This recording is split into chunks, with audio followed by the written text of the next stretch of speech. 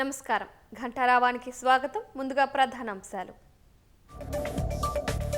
ఈ ఏడాదిలో 509 మంది మావోయిస్టుల లొంగుబాటు పెద్ద ఎత్తున ఆయుధాలు స్వాధీనం చేసుకున్న పోలీసులు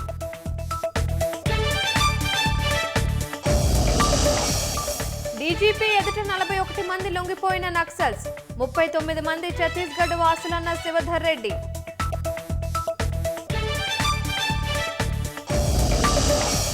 ఉద్రిక్తతల దృష్ట్యా బంగ్లాదేశ్లో భారీగా బలగాల మోహరింపు శాంతి భద్రతలు అదుపులో ఉంచేందుకు హోంశాఖ చర్యలు